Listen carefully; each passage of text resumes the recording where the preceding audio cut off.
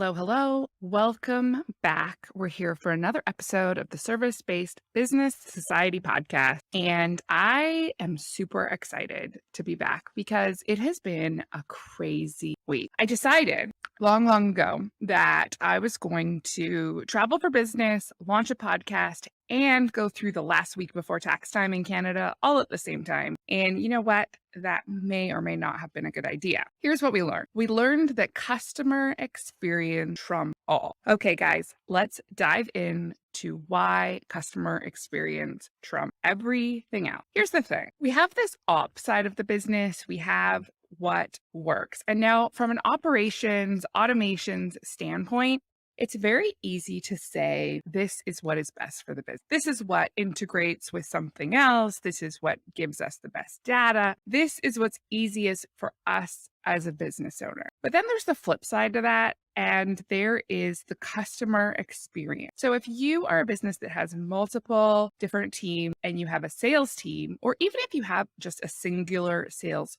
person, you are going to notice that that person and what they want typically differs from the operation standpoint. And now when you are a single person filling multiple roles, or, maybe your team, you have a field team and an office team, however that looks like, if you are filling an operations and a salesperson role, you're going to realize that what the left side wants, the right side disagrees with. And what the right side wants, the left side disagrees with. And here creates this ever circular merry-go-round of customer experience and operation. And typically, when I say the salesperson is usually correct, I get a lot of side eyes from fellow operations people, because ultimately, a lot of times what the salespeople want is an operations nightmare. So even if you don't have a salesperson, like let's go back to a more singular focus, entrepreneur, business owner, whatever that looks like in your business, what is going to be best for sales is typically going to be a nightmare for operations. Nightmare is a pretty big word. Obviously, that's pretty extreme. But when it comes down to the business, we always must remember that the customer experience trumps everything else, because it doesn't matter how detailed your reports are if there's nothing to detail. It doesn't matter how amazing this system integrates with this system if there's no data in either of them, because you have no customer. We must always go back to what is the customer experience and use that as our guiding light when we're deciding and implementing change within our business. So many years ago, I was implementing a system, and it was a digital dispatch system, fully done on iPads, fantastic system. But we were implementing it into a business that was very old-fashioned. So this business was purchased by a regular business that I was working with. And so we had a very innovative, forward-thinking, modern business purchasing a very old-fashioned paper-based business. And so I would say the average age of the person in this new business was going to be about 6. And so you have a group of people who have done their job for almost their entire career one way: paper-based, paper calendars, paper work orders, all of these pieces. And when we decided, hey, we're going to implement this digital system, that of course had a little bit of angst by the people. So, you're getting close to retirement, you've done something all one way, and now all of a sudden the business you work for has been bought out, and now you need to go digital. And one of the key pieces that I said as we went through this was, number one, we need to focus on customer experience. Our decision to change to a digital business model can't affect the customer experience. So that means that as long as you know where you're going, as long as you can get to your job, even if you write down all your information on a piece of scrap paper from the back of your van and drive back to the office, and we go through it together over and over until you get it, that's okay, because the customer experience is not affected. As long as you can get there and know what you're supposed to do when you get there, the rest of it we can worry about after. But for the customer, they need that person to arrive, and they need to know what they're supposed to do when they get there. After that, it's a training. After that, we can go through it. We can go through it over video. We can go through it over Zoom. We can go through it in person. we can go through it 50 times as long as the customer experience is not affected. And I think often we forget sometimes that our customer is unlike us. When something comes easy to you, I'm guilty of this often. You're an expert in your field, and the person, your ideal client, is not an expert in your field. So, but you are taking something that you assume other people know. You take it as a basic assumed knowledge, and your ideal customer does not. They don't know what this assumed bit of information is. And so, whether that is the ability to use a piece of technology, whether that is a short form, often in, when we're talking in agency language, if I say, what are your KPIs? Some people will smile and nod, but they don't know what that KPI is. Now that's okay. But a lot of times people, when they don't know, nobody wants to say, hey, I don't know what you're talking about. So it's really important when we're looking at customer experience that we remember that our ideal audience is unlike us. Our ideal audience doesn't know these short form trade specific terms. They might not know how to use the technology that we know how to use. And so when we're looking at customer experience, we have to really take that from a 30,000-foot view and say, hey, what does this experience look like to a person unlike myself that has a different skill set? Maybe they're from a different generation. Maybe they don't use technology at all. And if I look, it took about 6 weeks to go back to that first example. It took about 6 weeks for this company to really understand the digital dispatch system that we were implementing, but there were still outliers. There were still people that did not understand in 6 weeks. There were people that did not understand in 12 weeks, but patient review, going through that. As long as the customer is unaffected, we can continue to persist. We can continue to work on those training pieces. But if the frustration point of that person trying to adopt this technology, if the frustration point gets to the point where now that team member it's affecting their ability to serve the customers, that's a different conversation. So today we're primarily talking about customer experience. And so in the example that I was just talking about, this is really the experience of two people. Number one, the customer, and number two, the team member. Also very important when we're looking at implementing new systems, looking at making changes, any kind of innovation, any real change in the business that's going to affect those around. So we're going to dive into team experience and, the different people on your team and who can be affected the most in a future episode. But today we're primarily talking about customer experience. So, last week, as we were launching the podcast and I was traveling for work, visiting different clients throughout the United States. And it was also the last week for the taxes in Canada, the tax deadline. And as much as everyone would like to think that they don't get things done in the last minute, oftentimes even the accounting agents run last minute. So even if you have gotten in all your paperwork, here comes to the end. We're at the deadline and now it's time to sign the documentation. So one of the things, here I am in Denver, Colorado, beautiful place, amazing food, and it's time for my grandma to sign tax documents. And so from here, we can really look at customer experience from the customer standpoint. So my grandma is 81. She is fairly tech savvy for her age. She can operate the computer, no problem, operate her cell phone, tablet, all these types of things. So as far as grandparents go, I would say probably on tech savvy end of the spectrum. And now it's time for her to sign her tax documentation. So it's like the second to last day, and she phones me and she says, I'm super frustrated. I have spent hours trying to figure this out. And I say, Grandma, what are you trying to figure out? And she says, well, I need to sign this tax documentation. Now they've sent me this email and it has all these things in it. I don't know which one needs to be signed. And every time I open it, I have to enter a password. And so she's incredibly frustrated. She says, can you just come over after dinner? Now, typically I would say, Grandma, of course, no problem. I'll be right over. But this time, I can't do that because I'm in Colorado and I will not be back for the paperwork needs to be in. So I say, no problem, Grandma. I can totally walk you through this. Let's go over it. Now, here I am, very tech savvy, thinking, how would I have sent these documents? And so now I am assuming, dangerous word, never assume, that of course these documents have been sent in a way that she can easily sign them. Something like DocuSign or, any of these where it's going to take you to the spot in the document, you're going to easily sign the paperwork. I learn later that is not the case. So I say, no problem, Grandma. I'm going to call you in 2 hours and we're going to go through this together over FaceTime. No problem. So now, we're on FaceTime. She's got her cell phone on FaceTime and we're trying to go over what is on the laptop screen for the documents and what she needs to sign.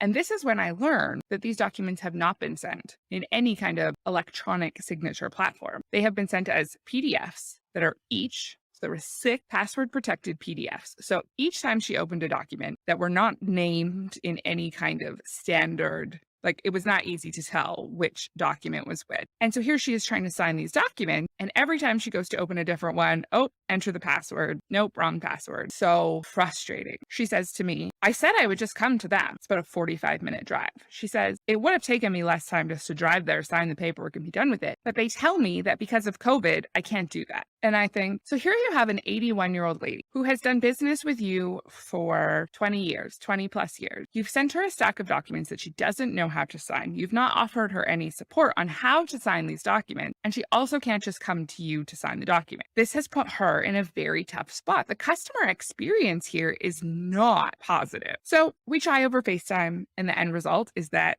I can't explain it in a way that is helpful to her. So we switch over to Zoom. I end up, using the remote control feature. I get her to the right spot and now we're going to sign the document. So you would think, okay, we've got it. We are almost finished. This is what I thought anyway. Now you have an 81-year-old person who is trying to sign their signature with a mouse. It's a laptop. So now you're trying to sign a signature on that little pad of the computer. She's not getting anything remotely close to her signature. This is not working. So I'm brainstorming. Okay, so the second option for the way that they have sent these documents through, the accountant's office has sent them to her, is that she can sign a white piece of paper and she can hold it up to the webcam of her computer and it will scan the signature. Now, I'm not going to lie. I have signed electronically signed a lot of paperwork in my day. I have never had to sign a white piece of paper and hold it up to the camera. So here we go.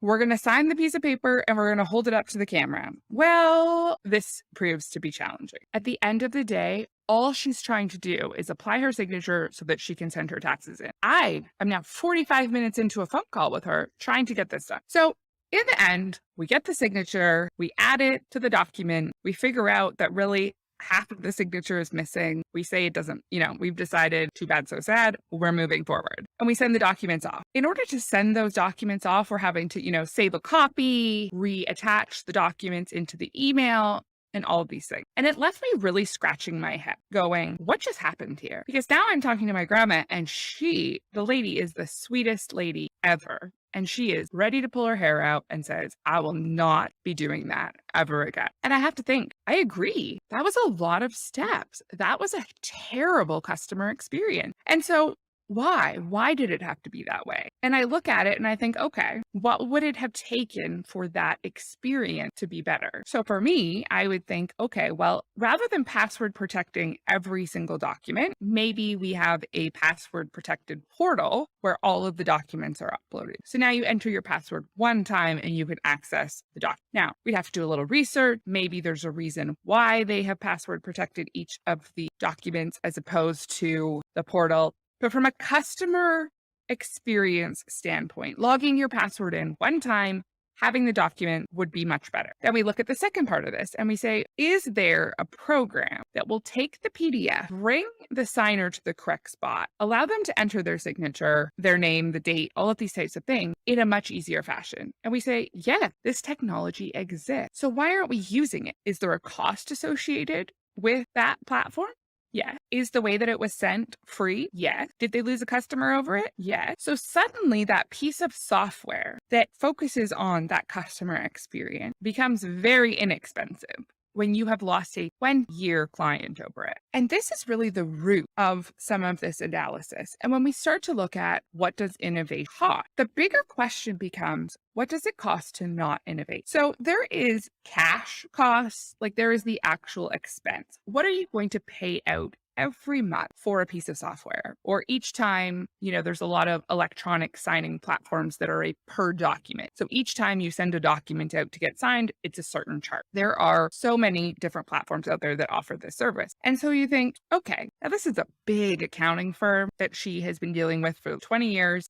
Was this small charge was that, decided to be not worth it? And then you say, well, what is the cost of not improving that experience? Okay, well, the cost is you lost the client. And while you might say, okay, well, we may have lost the client by next year anyway, maybe there's so many different factors, but what you can say is that losing this customer in this example is 100% tied to that experience. So the cost of not innovating, the cost of not offering an improved customer experience realistically comes down to the cost is a client. And what does it take to replenish that client? So take apart, the 20-year work history, take apart the fact that, this person.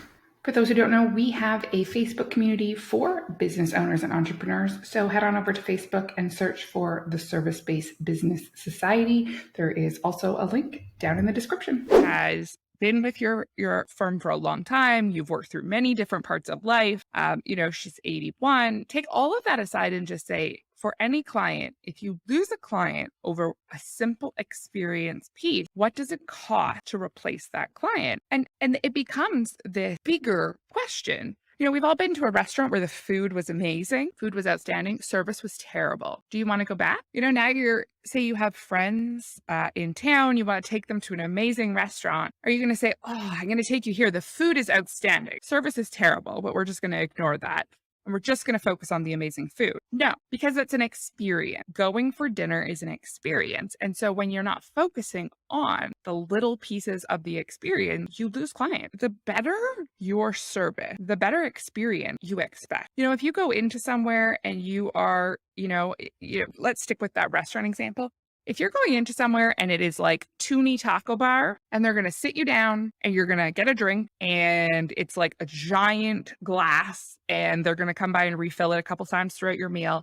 And basically it's like, help yourselves. The taco bar is over there. And at the end of the bill, at the end of your experience, you leave feeling very full. The service was mediocre, but you know what? That glass was full, bill was cheap, service was mediocre, food was decent, and you leave feeling like you got great value. But now if you're going to go out and it's like the, fancy restaurant where you're going to order an appetizer, you're going to order dinner, you're going to order dessert, you expect the person to know the wine list, to be able to make a recommendation, to be able to say, this is a great complimentary appetizer to this wine, or all of these pieces. You're expecting, the price on, when you get the bill at the end of this meal is going to be much larger than the taco bill. Your expectation, if you leave your high-priced, say, steak dinner, you're not going to think, well, my glass was full, so the service was fine. You're expecting a better experience. And so that really partially goes with price. The tacos are less expensive. It's just a less expensive vibe.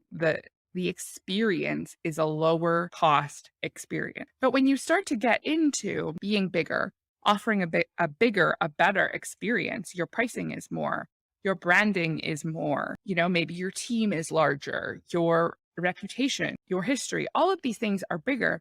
The expectation of the experience is more. And so what could have been a reasonable experience in the first few years of your business, if you have seen some success, things are going well, people expect more. The experience must be better. And in today's day and age where, in the last few years, we have seen massive shift in experience because so many businesses were forced to go online. Everyone has curbside pickup. Almost every fast food restaurant now has, order from your mobile device and it'll be ready when you get here. I remember when Starbucks came out with that mobile ordering and the concept was new and foreign. Now I'm in Canada, so this happened not that long ago. I don't know how long Starbucks mobile ordering is in the States, but this concept of order your coffee before you leave and it'll be ready when you get there. Before you leave home in the morning, coffee will be ready when you get there. This became an incredible experience. So now, you could order ahead almost anywhere. The time shift, the experience. So that feeling of like, well, my coffee was ready and waiting for me when I got there. That good experience. Well, now everybody offers it.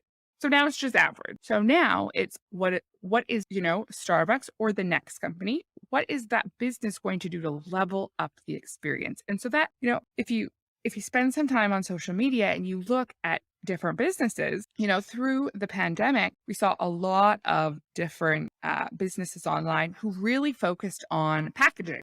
Their packages shipped out in beautiful boxes and always had an extra product or two and maybe some stickers and this and that. Then we saw another shift and it was, okay, well, now we really want to focus on environmentally friendly packaging. And what does that look like? And, what is this value add?